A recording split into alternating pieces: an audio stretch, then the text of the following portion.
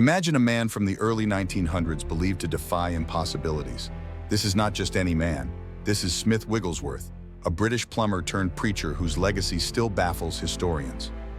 Born in 1859 in the industrial town of Bradford, Smith grew up amid the clamor of factory life.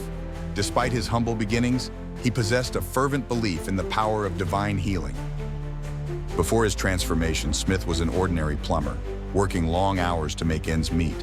However, even then, there was something extraordinary about his unwavering faith. Smith's journey into the realm of miracles began with the heart-wrenching illness of his youngest child. It was his moment of greatest despair that marked the beginning of his profound spiritual awakening. With tears in his eyes and a heart full of hope, Smith pleaded with God for his child's recovery. Little did he know, this desperate prayer would ignite a transformative power within him. Against all odds, his child recovered. This miraculous event didn't just bolster Smith's faith, it transformed it, setting him on a path that would lead him to perform incredible acts of healing. Shortly after, Smith began preaching. His compelling speeches, filled with stories of healing and hope, started drawing crowds, each person curious and searching for their own miracles. One of his first public healings was a woman crippled by illness, unable to walk for years. Smith's touch, infused with fervent prayer, saw the woman rise and walk, leaving onlookers astonished. News of his miraculous healings spread like wildfire. Smith traveled across Britain and later the world, performing acts that would defy logic and science. Revival meetings of the time were spectacles of faith. Smith's gathering stood out as his reputation for performing the impossible grew. People flocked from far and wide, hoping to witness and experience a miracle. One such notable event was the healing of a man with a serious head injury. Smith announced that God had a plan for him. In moments, the miraculous happened. The bandages were removed to reveal a healed man. The press was no stranger to Smith's work.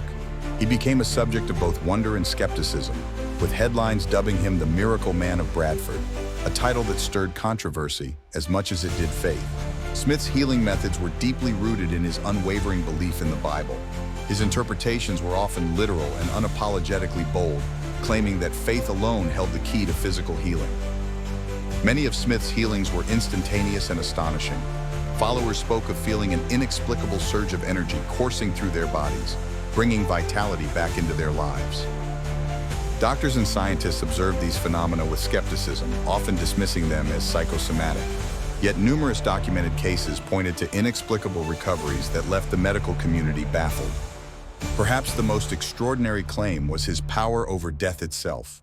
Multiple accounts arose of Smith allegedly raising the dead, each story more incredible than the last. One chilling tale recounts him praying over a woman's body for hours until she miraculously revived. Whether these stories were true or embellished, they solidified Smith's legendary status. Skeptics challenged these stories, pointing to the lack of verifiable evidence and labeling them as faith-based propaganda. However, many first-hand testimonies lent credence to these extraordinary claims. Smith's influence soon crossed the Atlantic. In America, his revivals attracted thousands, spreading tales of miracles that captivated and divided public opinion. In the U.S., Smith faced a varied audience. Some attendees came in desperate need, others out of sheer curiosity, and a few motivated by doubt, but all left profoundly impacted by what they witnessed.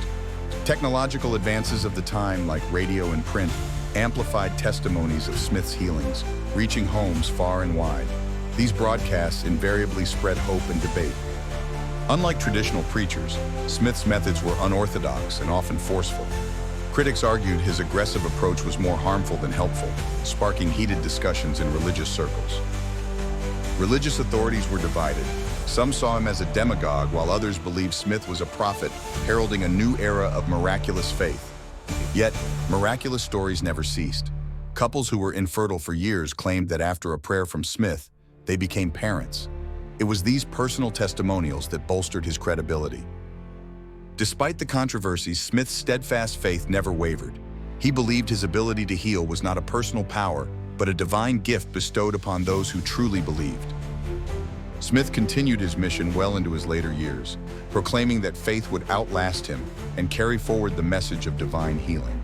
In 1947, Smith Wigglesworth passed away, leaving behind a legacy of debatable miracles and unwavering faith. His death was seen by many as the end of an era, but his influence lingered. Books and publications chronicling his life emerged, offering varied perspectives. Some viewed him as a charlatan, while others hailed him as a beacon of divine power. In contemporary times, Smith's legacy lives on in the practices of many faith healers who claim inspiration from his work, proving that his influence knows no bounds. Smith Wigglesworth challenged the realm of the possible, leaving an indelible mark on religious history. Was he a charlatan or a true servant of God? One thing remains clear: Smith defied death and healed thousands, forever altering the landscape of faith and miracles. What do you believe?